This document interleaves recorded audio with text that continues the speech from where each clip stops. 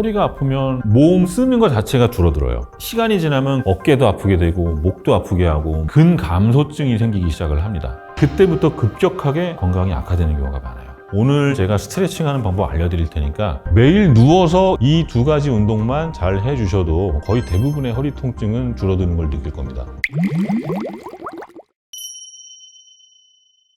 허리 통증 환자분이 최근에 많이 늘었어요. 실제로 심사평가원 자료를 보면은 허리 통증으로 진료를 보신 분들이 최근 5년 새에 15만 명 이상 증가를 했어요. 그 이유를 가만히 생각을 해보면 실내 생활을 하시는 분들이 많아졌습니다. 요즘 여름에는 너무 덥고 또 겨울에는 너무 추워요. 그래서 밖에 나가기가 힘들어졌어요. 게다가 얼마 전까지 우리 팬데믹으로 고생을 많이 했잖아요. 그러면서 밖에 나갈 일이 줄어들고 실내에서 의자에 앉아있고 소파에 누워있고 이러다 보니까 운동량은 줄어들고 허리에 부담은 많이 가고 그 다음에 컴퓨터와 스마트폰이 쓰임새가 많아졌죠. 예전에는 물건 사려고 집 앞에 슈퍼를 나가야 되고 마트를 가야 됐는데 이제는 다 스마트폰으로 살 수가 있잖아요. 요즘 물건 사면은 다음날 아침에 다 도착을 해 있고 그거 자체가 운동을 줄어들게 한 겁니다. 옛날에는 마트 가는 거 그거 자체가 운동이었어요. 요즘에는 그게 많이 줄었다는 거죠. 이런 이유로 허리 통증 환자가 늘어난 것 같습니다. 허리가 아프면 당장 일어나서 어디를 가야 되는데 그게 힘들어지거든요. 그러다 보니까 몸 쓰는 것 자체가 줄어들어요.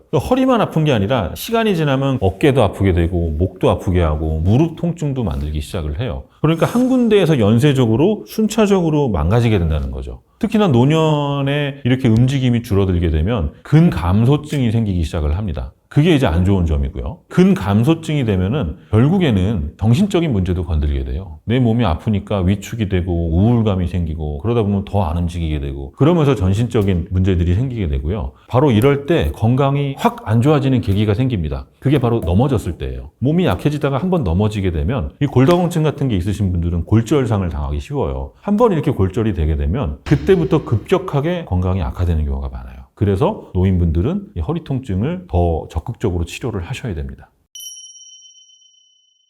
비유를 하는 게 있어요. 저는 현수교를 비교를 많이 하거든요. 현수교는 이 밧줄, 그러니까 철근으로 다리를 유지를 하고 있는 거예요. 기둥이 있으면 기둥 위로 교량이 있죠. 이 교량을 지탱하는 거는 사이사이에 있는 철근들입니다. 저 철근 가닥들이 딱 잡고 있는 거예요. 이게 근육에 해당을 해요. 근데 만약에 근육이 약해졌어요. 약해졌다는 건 철근이 끊어지는 걸 의미하거든요. 저 철근이 끊어지면 그 자리에서 교량은 무너지게 되겠죠. 그래서 허리 통증이 있는 환자분들은 저 근력 운동이 중요하다고 하는 겁니다. 근력 운동 중에서도 코어 운동을 강조하는 이유는요. 코어 근육이라는 게 생각보다 사이즈가 크지는 않아요. 그렇지만 우리 척추를 붙잡고 안정화를 하는데 굉장히 중요한 역할을 하기 때문에 코어 근육을 강조를 하는 거고요. 코어 근육을 강화시키게 되면 일단 자세가 좋아져요. 그리고 다른 근육을 이용해서 운동하기가 굉장히 수월해집니다. 그래서 1차적으로 코어를 강화시켜야 되는 거예요. 누워서 할 수 있는 코어 운동 제일 대표적인 거는 플랭크 운동이겠죠. 플랭크 운동과 브릿지 운동, 슈퍼맨 운동 이런 것들이 있는데 오늘 제가 강조하고 싶은 거는요. 사실은 코어 근육이 긴장하지 말라고 이완시켜주고 스트레칭하는 게 또 되게 중요하거든요. 오늘 제가 스트레칭하는 방법 알려드릴 테니까 이거 꼭 해보세요.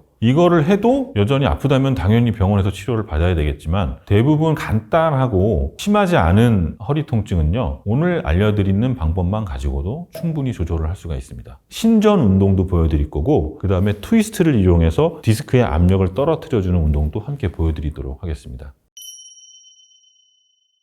맥킨지 신전 운동이라는 걸 알려드릴 건데요. 이거는 허리 통증에 굉장히 효과가 좋아요. 그래서 아프신 분들 몇 번 따라해 주시면 허리가 부드러워지고 통증 완화가 되는 걸 쉽게 느낄 수가 있습니다. 첫 번째로 요가 매트 같은 걸 깔아놓고 하셔도 되고요. 이렇게 긴 테이블이 있으면 이 위에서 하셔도 괜찮아요. 먼저 편안하게 엎드리세요. 이렇게 편안하게 엎드린 상태로 호흡을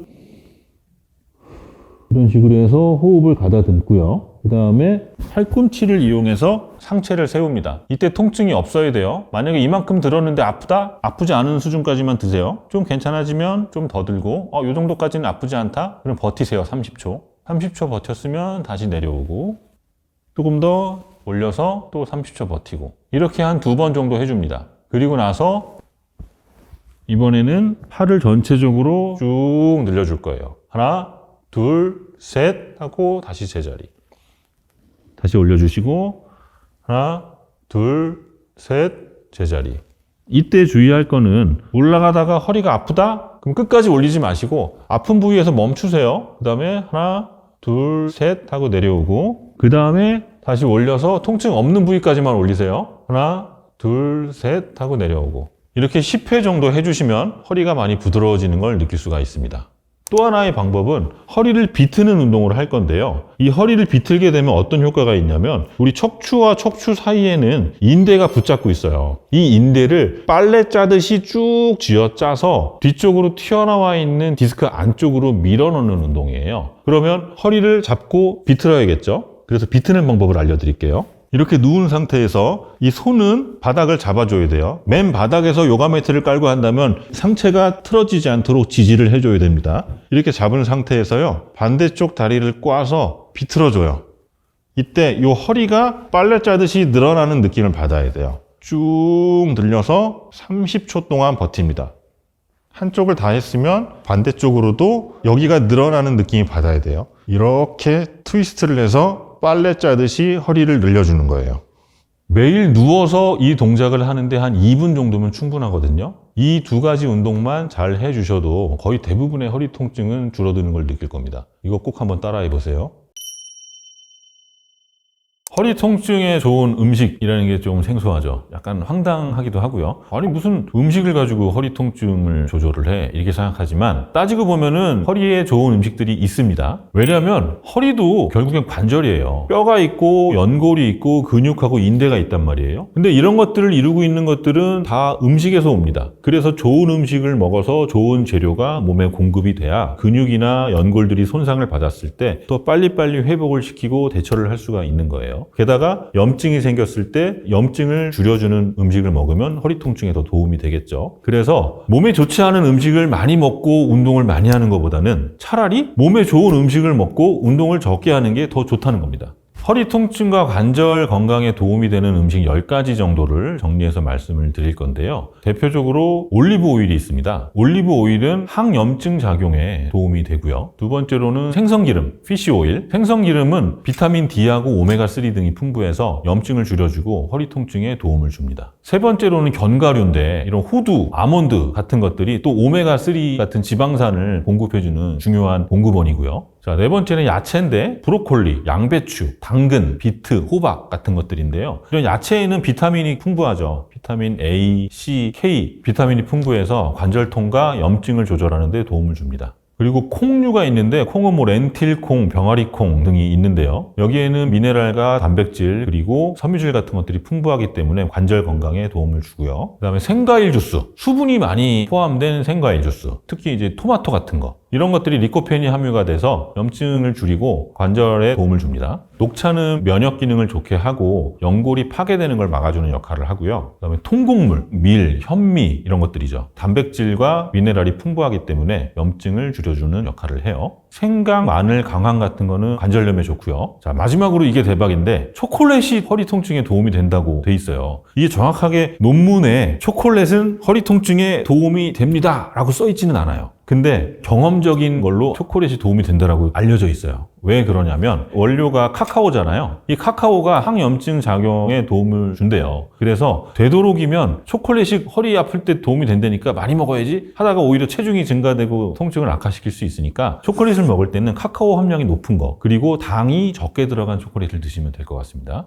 이런 음식들을 하나하나 다 챙겨 먹기는 어렵잖아요. 그래서 제가 추천하는 식단을 한번 정리를 해봤습니다. 먼저 아침에는 간단하게 토마토하고 견과류를 곁들여서 드시면 되고요. 점심으로 가기 전에 중간에 간식으로 과일을 좀 드세요. 점심 때는 현미밥에 간단한 반찬 드시고요. 오후에는 간식으로 녹차에다가 구운 콩 같은 거 드신 다음에 저녁에는 반찬으로 생선구이 드시면 됩니다. 그리고 마지막으로 디저트는 다크 초콜릿. 이렇게 하시면 방금 얘기했던 음식들을 골고루 하루 동안 드실 수가 있어요.